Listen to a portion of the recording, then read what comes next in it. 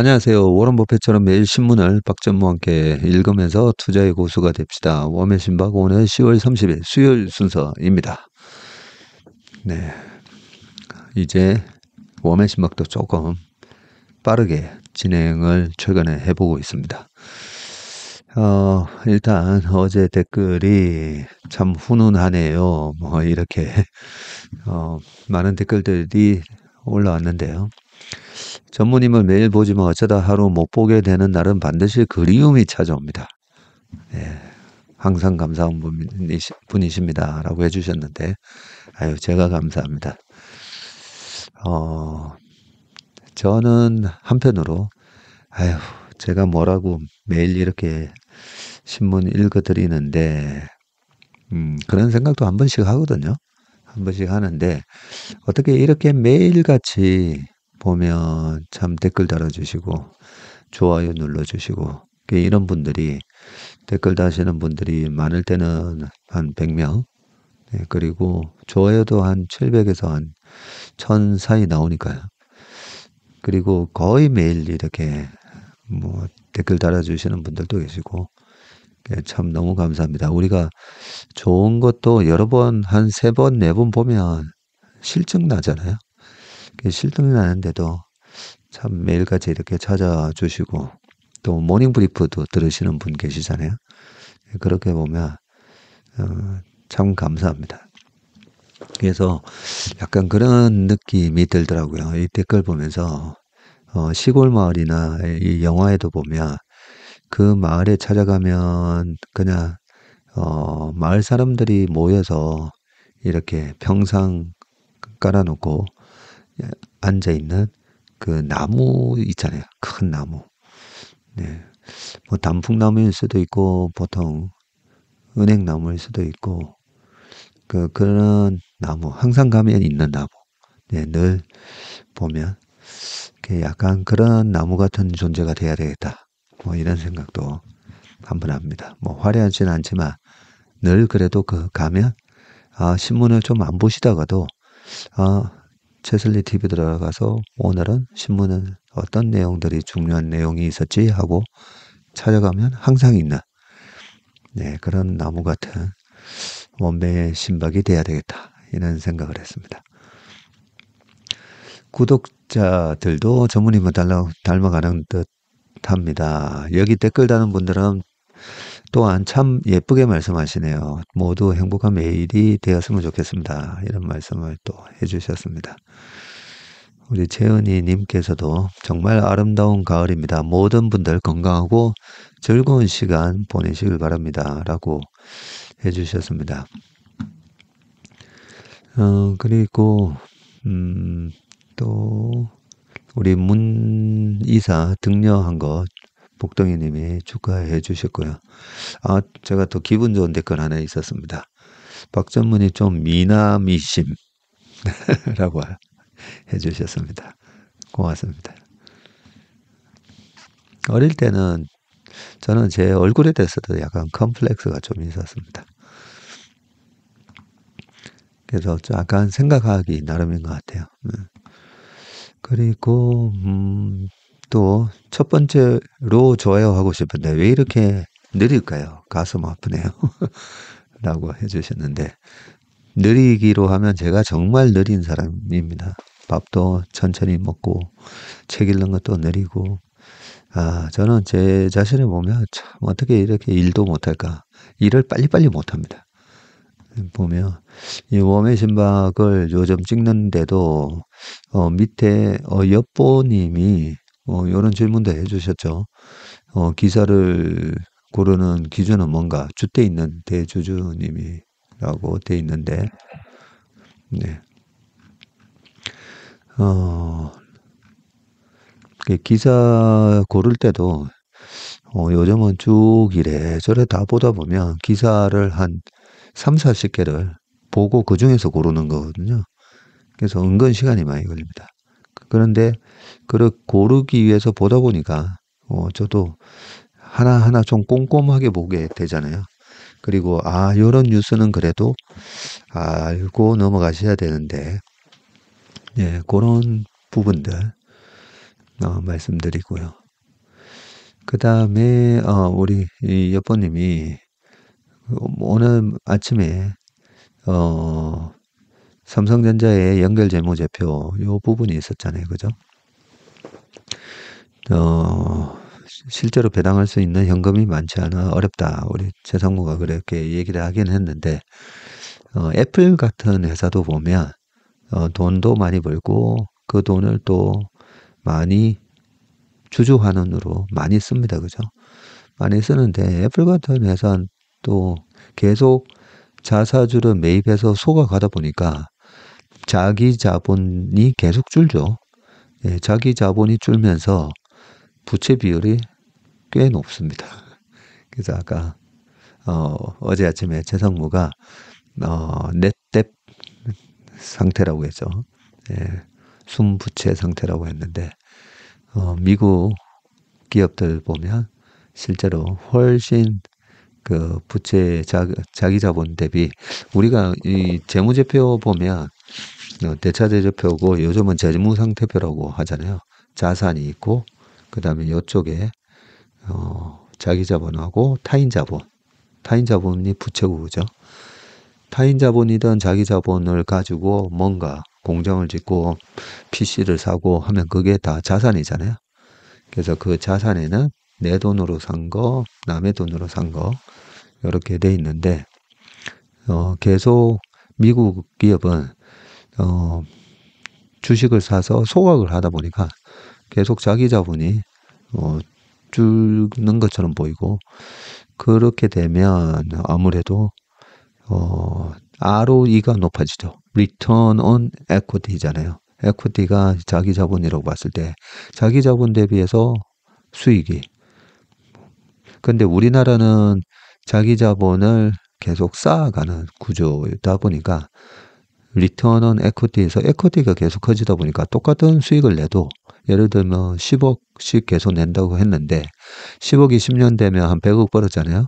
그러면 10억으로 10억 벌 때는 ROE가 100%인데 10억을 계속 배당이나 자사주 소각이나 그런 걸 하지 않고 재투자하지 않고 계속 모으기만 하면 100억이 되고 100억으로 10억을 벌면 이 회사의 ROE는 10%. 그러면 다른 ROE가 높은 기업으로 돈은 또 흘러가게 돼 있다 보니까 우리는 IMF도 겪었고 나라가 자원이 그렇게 많지 않은 나라다 보니까 수출로 먹고 살다 보니까 대외 경제 환경에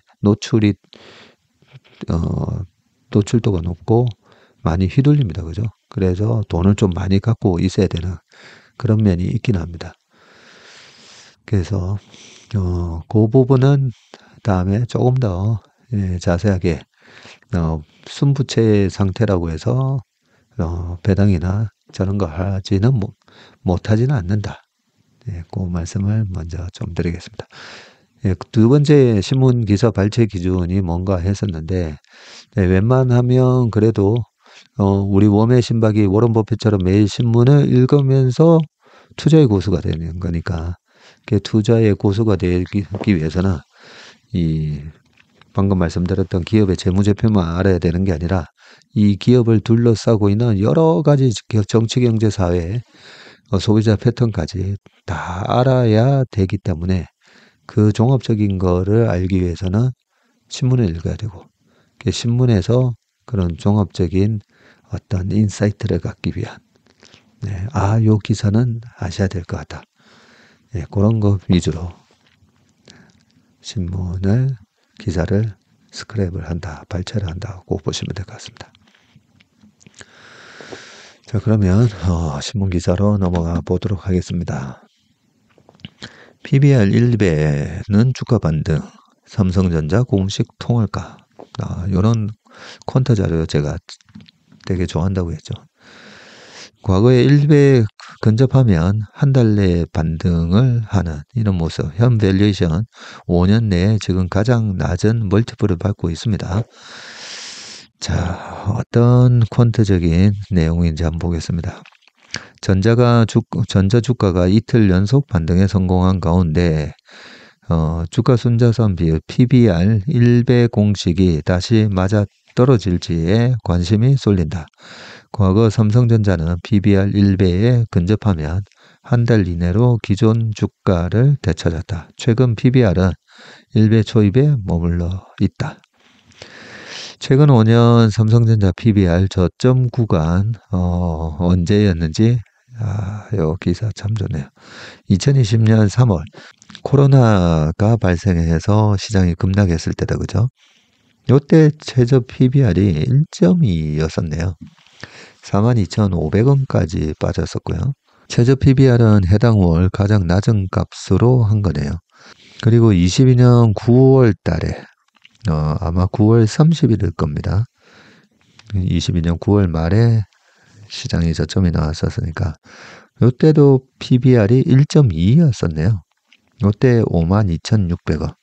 그 전에 21년에 1월 15일인가 17일인가 그때 96,800원 갔다가 52,600원까지 빠지면서 그때 90층, 뭐 80층의 주식 사신 분들이 굉장히 마음 아프셨습니다. 23년 5월 작년이다, 그죠? 23년 5월에도 1.26. 그때는 64,100원이었네요. 야, 그때 64,100원인데 이번에 6만 원이 깨졌으니까 400만 명이 넘는 우리 전자주주분들이 얼마나 참 마음이 아프셨겠습니까? 그리고 이번에는 55,900원을 찍었는데 PBR이 1.07배였었네요.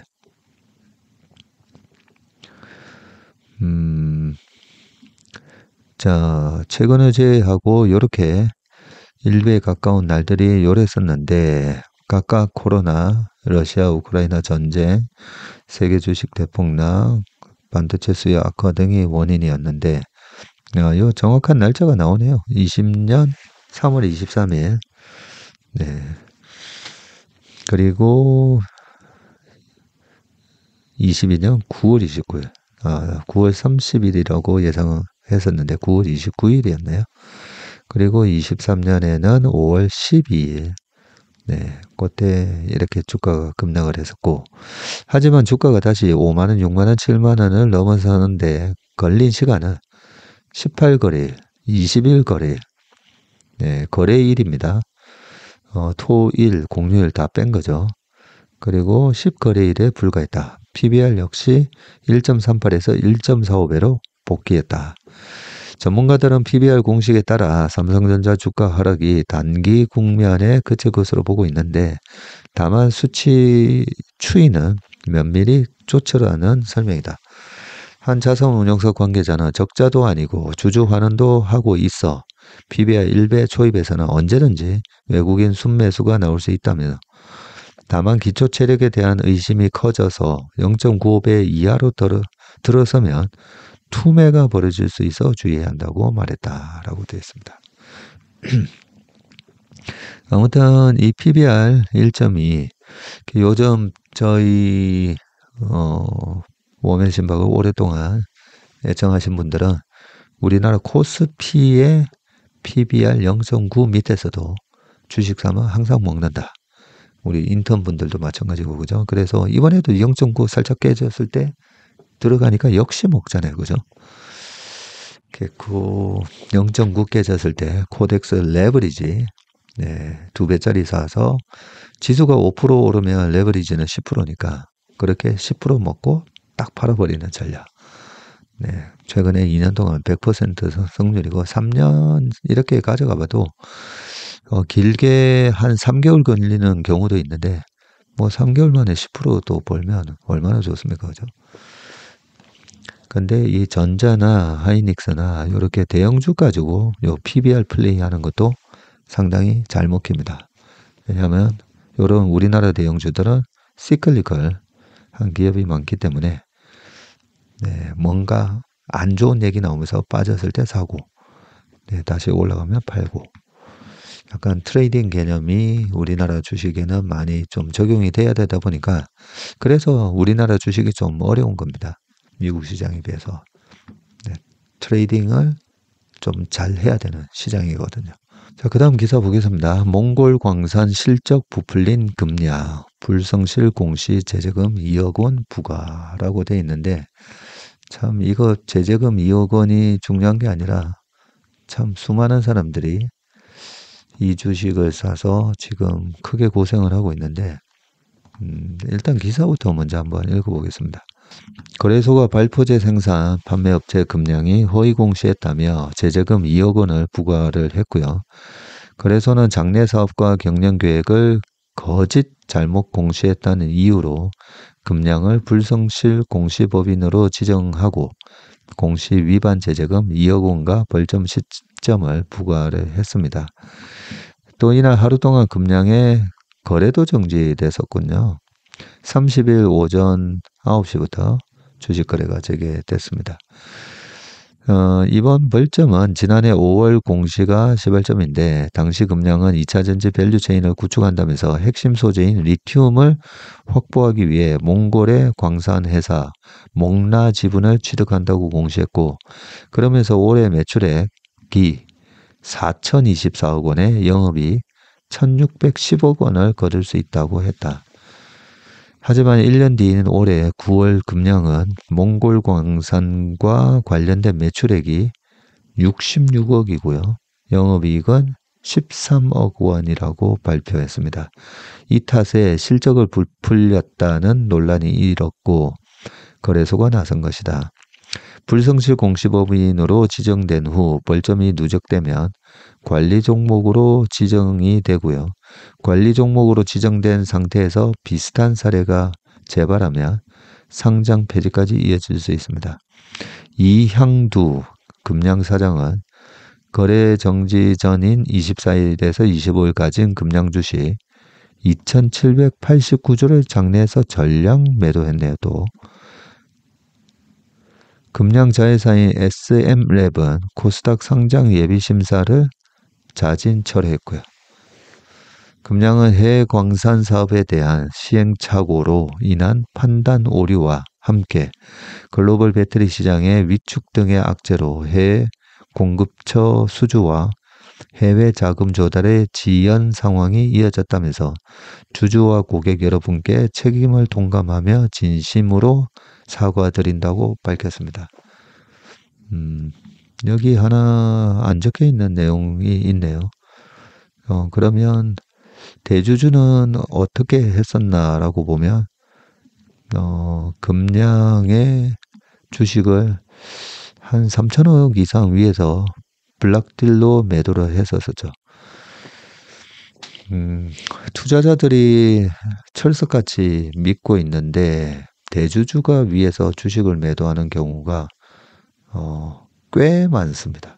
꽤 많습니다.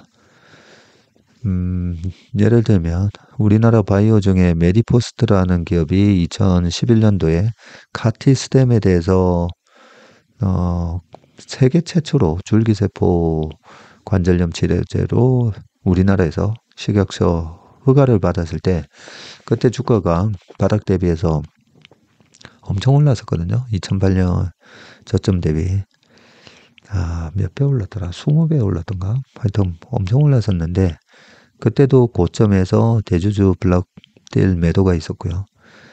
가까운 사례로는 헬릭스미스 바이로메드라는 회사 그 회사도 굉장히 IR을 열심히 했었죠.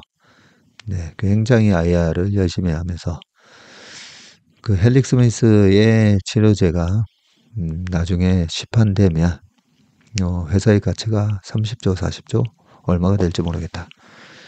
그런데 거의 뭐 내용 보면 만병통치약 같은 개념은 아닌데 하여튼 제가 그 내용을 여러 번 보면서도 IR 할 때 되기만 되면 회사가 말하는 대로 되면 그럴 수는 있는데 저기에 과연 될까? 네. 당뇨병성 족부궤양 치료 뭐 이런 식으로 해서 썩어가는 발에 처음에는 뭐 치료가 된다 했다가 나중에는 이제 통증을 완화시킨다 했다가 네, 그러고는 뭐 안 됐습니다. 그래서 대기만 하면 그죠? 대기만 하면 물론 그렇겠지만 어, 저희, 만약에 예를 들면, 제가 그런 비슷한 벤처 기업을 만들어서, 제가 무슨 로보 어드바이저를 개발하고 있는데, 이 로보 어드바이저가 연수익 300%를 내는 로보 어드바이저다. 그런 얘기를 하면, 저 같은 전문가가 만약에 그런 얘기를 하는, 그 리딩방들 그런 얘기 많이 하잖아요. 뭐, 3개월에 뭐, 몇백 프로 내고, 유튜브 방송에서도, 보면, 자신이 대단한 투자 고수인 것처럼 막 얘기하면서 수익을 쉽게, 주식으로 쉽게 돈을 벌 수 있다는 것처럼 막 얘기하는 사람들. 음, 그런 사람들이 얘기를 하면 저같이 오랫동안 이 제도권에 있었던 사람이 딱 보면, 그건 사자라고 판별을 할 수가 있잖아요. 그런 것처럼 바이오 같은 경우가, 이게 되기만 되면, 되면 그러겠죠. 연수익 300% 나는 무슨 그런 수익률을 만드는 기계를 만들면, 제가 만든 그런 벤처 또 트레이딩 회사가 뭐 몇십조, 몇백조 가겠죠. 전 세계의 돈을 다 끌어모을 거니까. 근데 그게 얼마나 가능하냐. feasibility라고 하잖아요. 실현 가능성. feasibility 차원에서 굉장히 어려운 건데. 근데 너무 바이오, 그때 당시에도, 야, 그래, 되면 그럴 건데, 그게 과연 될까? 예, 그런 생각을 한 것처럼. 그런데, 우리가 그걸 투자자가 미리, 이거 뭔가 안 될 수가 있구나. 그 시그널을 대주주의 주식 매도로 알 수가 있는 겁니다. 제일 잘 알 거잖아요. 그죠? 그래서 헬릭 스미스도 그 공동대표이사가 갑자기 사임을 하더라고요. 20만 원대에서. 사임을 하는 걸 딱 보고, 주식 팔려고 사임하는구나. 역시나 연말 되니까 주식 팔았다고 공시가 나왔고, 그때도 참 투자자들이, 그걸 어리석게 철석까지, 저분은 뭐뭐 때문에 사임한 거래 하면서 철석까지 믿더라고요. 그걸 뭐 믿은 사람이 참 어리석다라고 제가 표현을 하긴 했지만, 그렇게 말을 하고 위에서 주식 팔아먹고, 이거 주식 파는 거는 이런 이유 때문에 파는 거예요. 그리고 뭐 주식을 그 대주주가 됐든 파는 것 자체는 나쁜 건 아닙니다. 파는 것 자체는. 왜냐하면 이번에 젠슨 왕도 그 엔비디아의 경쟁진들도 받았던 스탁 옵션들 위에서 팔잖아요. 네. 그런 거는 뭐 주식 파는 것 자체가 나쁜 건 아닌데, 우리 투자자 입장에서는 대주주가 주식을 팔 때는 의심을 해봐야 된다는 거죠. 그래서 통상적으로 스탁 옵션을 받아서 이익을 챙기는 주식 매도라, 위에서 뭔가 꼬드겨 놓고 위에서 주식을 팔고 나가려고 하는, 네, 그런 매도는 잘 우리가 봐야 되는데, 그래서 저희가 캔슬림이라는 방법으로 주식 평가할 때 제가 거기다가 주식 쉐어에 대한 부분에 제가 만든 점수가 대주주의 매도라든지 아니면 전환사채라든지 이런 거 발행을 감점을 제가 주도록 해놨거든요. 아무튼 이 금량이라는 회사는 한 1년, 2년, 한 2, 3년 지나고 났을 때 어떤 모습일지 한번 지켜봐야 될 거라는 생각을 하고 있습니다. 자, 세 번째 기사 보겠습니다. 자, 트럼프 1기 당시 코스피 52% 상승, 이기는 다를 수밖에 없는 이유. 미 대통령 이제 일주일 앞둔 상황에서 코스피는 2600에서 혼조하고 있고요. 시장은 트럼프 당선 무게라고 하는데, 예전에 제가 2016년에 트럼프가 된 데서 맞췄고요. 그 맞췄을 때, 그 전에 오바마가 8년 했기 때문에 이번에는 바뀔 거다라고 생각해서 저는 트럼프가 된다고 생각했고요. 대통령이 4년 하고, 그 다음에 재선을 못한 경우도, 한 몇 번 안 되거든요. 한 70년 동안에 3번인가 4번밖에 안 됩니다. 그래서 확률적으로 저는 트럼프가 재선에 성공할 거라고 했는데 주식이 그 한 3개월 사이에 선거가 있기 9월, 10월 달에 주가가 쭉 밀리면서 주가가 3개월 동안에 마이너스가 나면 또 한 80% 이상 확률로 야당으로 교체되고 근데 그때는 그 확률이 또 맞았더라고요.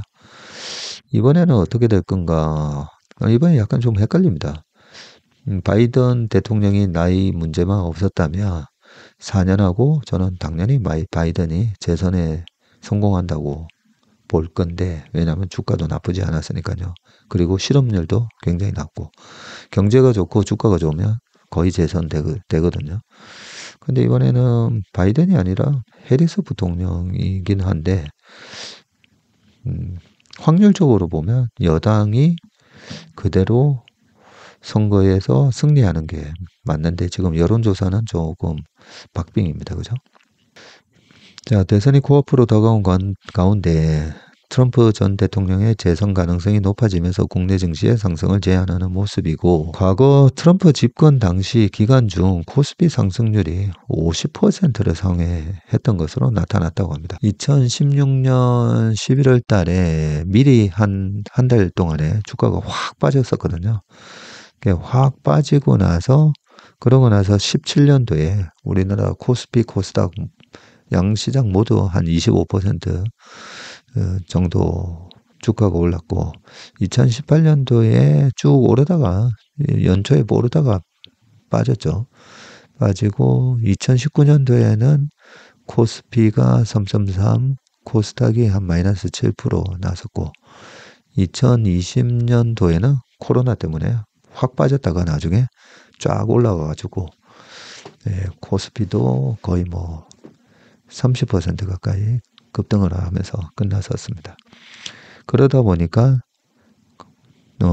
트럼프 재임 기간에 주가가 많이 올랐는데요. 50% 올랐. 52.99% 이렇게 올랐는데 임기 초에 2065였던 코스피가 임기 말에 3160까지 올랐으니까요. 21년 특히나 요 1월 달에 코스피가 3160을 가고 6월 25일인가 그때 3300을 살짝 돌파하죠. 그래서 트럼프가 됐을 때도 코스피가 나쁘지 않았다. 요 얘기를 하고 있다 그죠. 바이든 대통령 임기 초에는 3000대에서 시작한 코스피가 지금 2200선까지 떨어졌다가 2600 지금 오르고 있습니다. 코스피가 최근 2달간 여기 2500에서 2600 왔다 갔다 하고 있는데 되게 답답한데 이게 ISM 제조 PMI랑 굉장히 지금 상관관계도 높고요. 인과관계도 되게 높습니다. 그 영향 때문이라고 저는 말씀드리고 있고 대통령 선거가 끝나고 이 PMI가 위로 내년 내내 쭉 올라갈 것 같거든요. 그래서 저는 시장이 나쁘지 않을 거다. 이렇게 보고 있는데 아무튼 최근에 이렇게 껌딱지처럼 여기서 붙어서 약간 눈치 보는 장세는 미국 대통령 선거의 영향 때문이다 라고 생각을 하고 있고요. 시장은 트럼프 전 대통령 승리를 예상하면서 채권금리가 상승하고 있다라고 되어 있는데 작년 10월 달에도 채권금리가 급등하면서 시장이 빠졌기 때문에 꼭 이게 트럼프 때문에 당선 가능성이 높기 때문에 그럴 거다라고는 생각하지는 않습니다. 시장에서는 이렇게 얘기하죠. 트럼프가 당선이 되면 재정 지출 확대에 따른 국채 발행 증가가 예상이 되고 미국 경제 지표가 예상보다 견조하면서 추가 금리 인하 기대도 축소되고 뭐 블라블라 하고 있습니다. 국내 증시는 수출 감소에 따른 악영향이 예상된다고 하면서 관세 국가를 내세우면서 강한 보호 무역주의를 예고했다. 근데 이거는 16년에도 대통령 선거 전에 계속 이 얘기가 나왔지만 2017년, 18년도에 우리나라 반도체 수출이 어마어마하게 나왔었죠. 트럼프 정책 기조보다는 통화 정책과 경기 사이클 향방이 국내 증시를 가르는 주요 변수라는 분석도 나오고 있고요. 이현택 연구원이 트럼프 때 한국 증시는 언더퍼폼했지만 바이든 때보다는 오히려 덜했다. 수익률을 결정하는 건 경기 사이클과 통화 정책이다. 증시는 경기 확장과 통화 완화에는 상승을 했고 경기 위축과 통화 긴축에는 하락했다고 설명했다. 이현택 연구원이 핵심을 얘기해 줬다 그죠? 실제 코스피는 트럼프 임기 후반기 금리 인하기와 겹치면서 상승을 했고 임기 초 금리는 0.75였었고요. 그해 연말에 1.5 올랐고 2018년도에는 2.5%까지 올랐었습니다. 페드가 2018년도에 금리 4번, 2017년도에 3번, 2016년도 말에 한 번, 2015년 말에 한 번 해서 총 9번의 금리를 올리면서 2018년 12월에 2.5까지 올렸었거든요.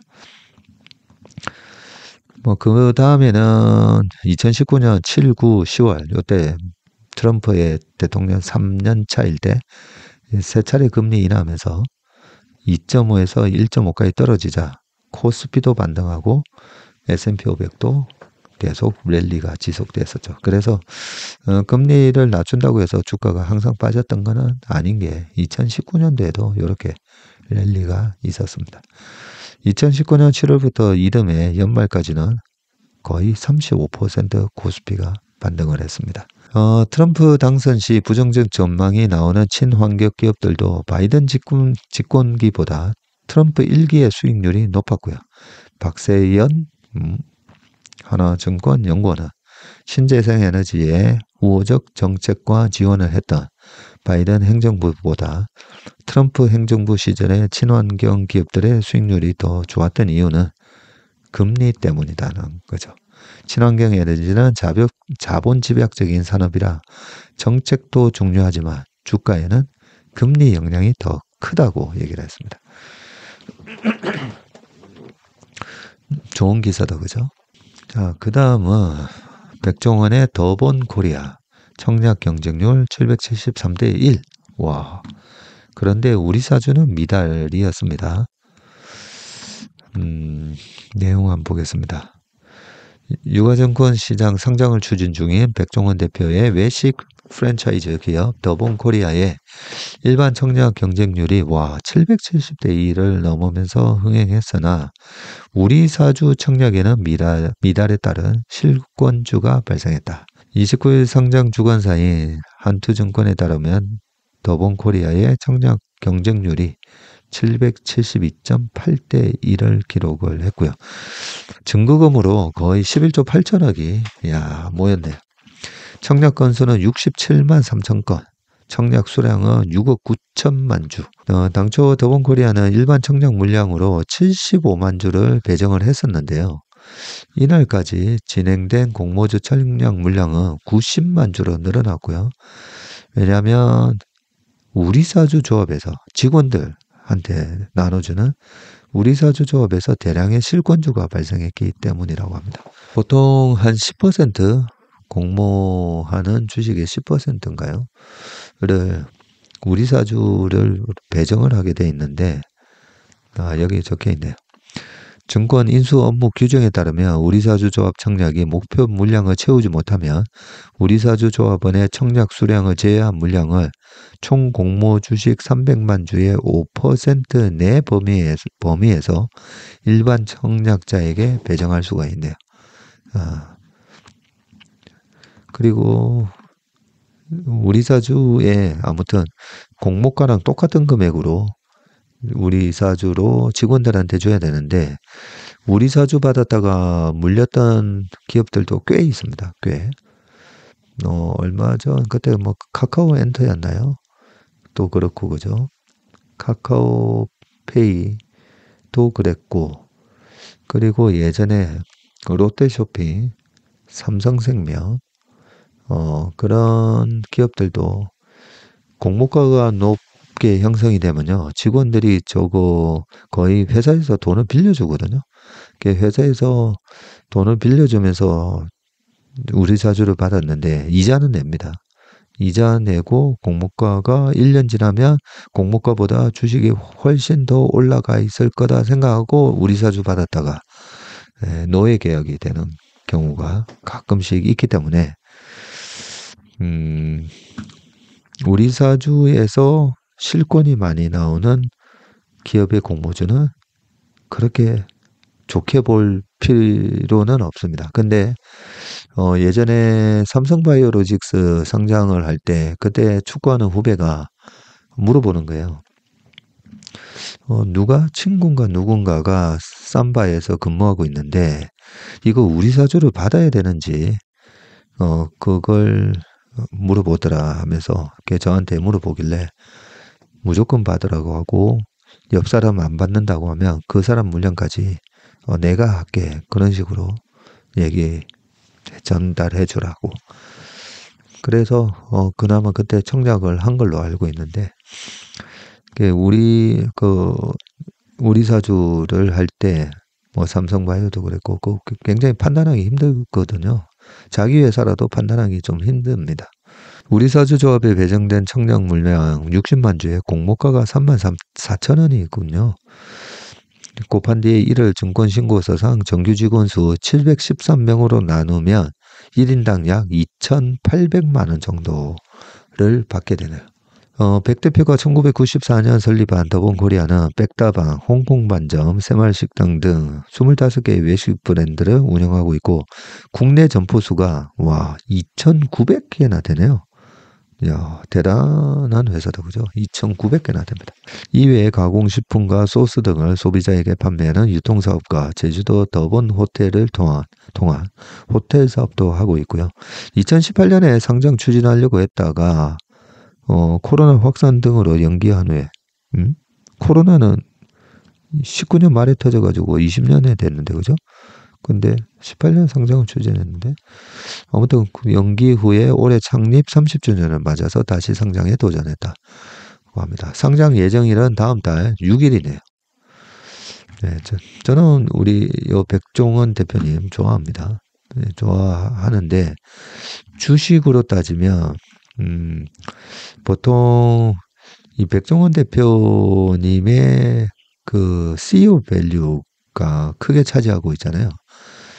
그런 부분에 높게 평가를 해야 되는데 이 PR이나 제가 이걸 못 봐가지고 지금 멀티플이 어느 정도 백종원 대표의 그 CEO 밸류를 높게 평가해 줬는지 그 밸류에이션을 제가 못 봐서 함부로 말씀을 드릴 수는 없는데 한 명 뭐 그런 상상을 할 수가 있잖아요.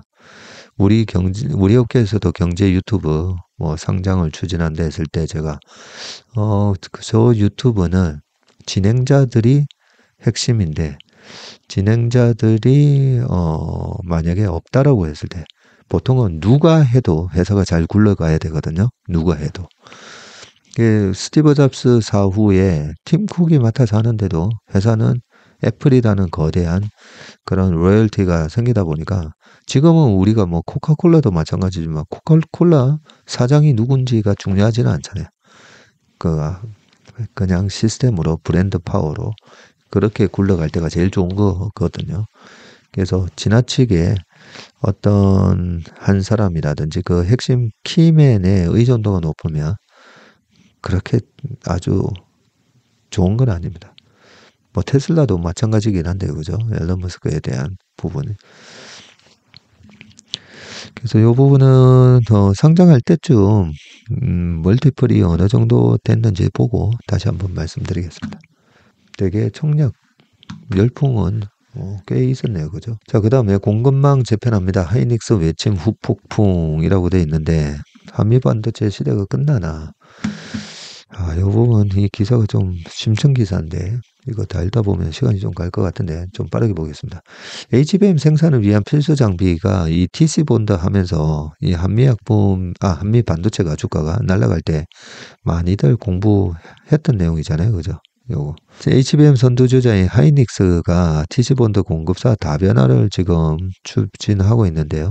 하이닉스용 TC본드는 사실상 한미반도체가 독점 공급이었고요. 엔비디아, 하이닉스, 한미반도체, 뭐 여기에 이수페터까지 여러 개 밸류체인이 하나의 주가 공식이 됐을 정도로 뭐 같이 움직였었습니다. 그죠? 하지만 하이닉스는 올해 초부터 안정적인 장비 수급을 목표로 신규 공급사를 찾아 나선 상태이고요. 싱가포르에 본사를 둔 ASMPT와 국내 한화증밀기계 등을 접촉해서 추가 도입을 지금 준비 중인 것으로 파악이 됐습니다. HBM용 TC 본드가 뭐길래 약간 기술적으로 좀 어려운 부분이 있는데 TC본드 열풍을 이해하려면 HBM 원리를 알아야 되고 GPU와 메모리는 반도체 기판 위에 구분돼서 이렇게 탑재가 됐는데 AI 시대로 접어들면서 GPU가 수행해야 할 연산량이 기하급수적으로 늘었고요. GPU에 일감을 제공하는 이 메모리를 GPU 옆에 이렇게 딱 붙여야 하는 상황이 됐습니다.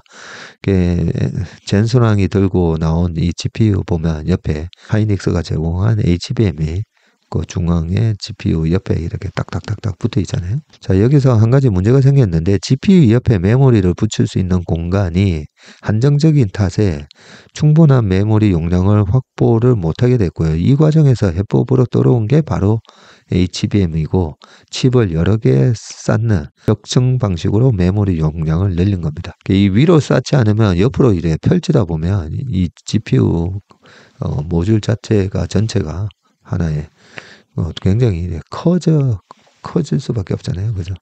그래서 이렇게 쌓는 건데 HBM을 만드는 곳이 메모리 3사이고 모든 생산 과정이 이들만의 힘으로 되는 건 아닌데 HBM을 만들기 위해서 수많은 반도체 장비가 필요하고 대표적인 게 바로 이 TC 본더였습니다.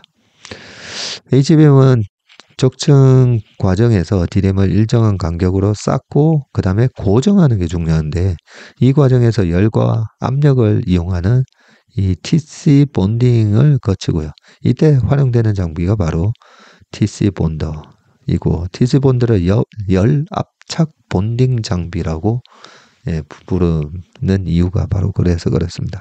메모리 3사는 자체 TC 본드가 없고요. 외부에서 사들이는데 다만 삼성전자의 경우에는 자회사 세메스 등에서 이 TC 본드를 납품받는다고 합니다.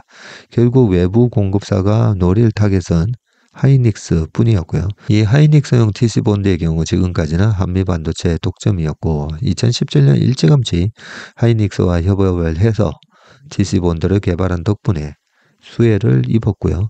지난해 하반기부터 올해 상반기까지 하이닉스에서 수주한 금액만 3천억 이상입니다. 덕분에 한미반도체 실적도 고공행진했고요. 한미반도체는 올해 3분기 매출 2,085억에 영업이익 993억. 그러니까 한미반도체도 영업이익률이 거의 한 48%, 7% 정도 됐다 그죠? 전년 동기 대비해서 568, 3,320% 증가했고 분기 실적 기준으로도 역대 최대였어. 3분기 기준으로 누적 매출도 4천억, 영업이익도 1,834억 집계됐고 올해 연간 매출 전망치로 6,500억을 제시를 했었습니다. 주가는 지금 오르고 있고 그죠? DC 본더 그리핀 첫 장비 출고해서 이 사진도 나와 있네요. 근데 최근에 상황이 달라졌고요. 하이닉스가 TC 본드 공급망 재편 의지를 드러냈고 시장에서 가장 주목하는 공급사 후보는 단연 한화정밀기계입니다. 한화그룹 차원에서 반도체 장비 사업 드라이브를 걸면서 TC 본드 기술력 강화 등에 힘쓰고 있고요. 김성년 한화그룹 회장이 한화의 R&D 전진기지인 판교 R&D 캠퍼스를 찾아서 이 TC 본드 장비 시연을 지켜볼 정도고 김 회장은 반도체는 국가기관 산업으로 첨단 기술 혁신을 견인하고 글로벌 시장에서 기술 리더십을 보여줄 수 있는 중요 산업이라고 강조를 했습니다. 올해 초부터 이 한화정밀기계가 하이닉스한테 TC 본드 납품을 준비 중이라는 말이 쏟아졌고요. 지난 6월부터 하이닉스 납품을 위한 콜 테스트를 시작을 했는데 이게 뭐 통과했다 했다가 또 바로 아니다 했다가 뭐 이런 뉴스가 많이 최근에도 나왔었습니다. 그죠? 나 떨어졌다 뭐 이런 뉴스도 있었던 것 같기도 하고. 10월 16일 여기 나오네. 한화정밀기의 TC본드가 하이닉스 납품을 위한 콜테스트 탈락했다는 뉴스도 나왔고 아니다 또 반박 자료도 나왔고 뭐 이랬습니다. 결국 뭐 요 뒷 얘기를 보면 하이닉스도 한미반도체 이 솔밴드를 두는 게 부담스러웠고 그래서 다변화하면서 한미반도체로부터 이 본딩 장비를 받을 때 아무래도 좀 가격을 깎고 싶겠죠. 근데 솔밴드면 대안이 없기 때문에 못 깎다 보니까 그런 거고. 지난 7월 곽돈신 부회장은 26년 하반기 하이브리드 본드를 출시할 계획이라고 하면서 24년에 매출 목표 6,500억, 25년에는 1조 2천억, 26년에는 2조 원으로 매출 목표를 상향한다고 강조를 했었네. 자, 이 변수가 여러 가지가 있죠. 한때는 삼성이 콜 테스트를 통과 못하니까 삼성도 이 한미반도체에 TC본드 장비를 가져와서 하이닉스가 하는 방식을 해야 된다. MR-모프 방식이가 그걸 해야 된다. 근데 그게 되면 한미반도체의 매출이 또 이렇게 크게 늘어날 거다. 그런데 삼성은 고집을 피우면서 또 안 할 거다. 뭐 이런 얘기, 여러 가지 얘기 있으면서 그런 것들이 이 향후 매출에 크게 변수가 될 겁니다. 자, 시간이 많이 지나가지고요. 마지막 기사는 한국 덮친 비만 치료제, 기업도 행복한 비명이라고 되어 있는데 이제 기저귀 비만 치료제 위고비를 드디어 처방받을 수 있게 되고 일주일에 한 번 맞는 주사를 68주가량 지속하며 체중을 15%나 감량할 수가 있고 비만으로 고생하던 이들 사이에서는 행복한 비명이 쏟아졌지만 K비만 치료제를 개발 중인 제약사는 초비상이다 라고 되어 있습니다. 그래서 우리나라에서도 여기 보시면 한국형 비만약 노리던 한미약품이라고 되어 있거든요. 그래서 뭐 밑에 쭉 읽어보면요. 한미약품도 어떻게 보면 그 약효가 뭐 비슷하다 뭐 이런 얘기가 있는데 하여튼 내용 한번 쭉 보시고 국내 비만 인구도 비중을 보시면 계속 이렇게 늘어나고 있습니다. 그래서 빅 웨이브라는 거죠. 이 빅 웨이브에 올랐던 바이오텍이라고 되어 있고 요 밑에 내용들이 보니까 뭐 펩트론이 최근에 왜 올랐는지 쭉 내용들 나와가 있고요. 비슷한 이 장기 지속형 기술, 이 롱 액팅 기술이라고 하잖아요. 요걸 개발 중인 인벤티지 랩도 베링거 잉겔하임과 뭘 하고 있다. 뭐 이런 얘기 쭉 돼 있기 때문에 한번 읽어보시면 좋을 것 같습니다.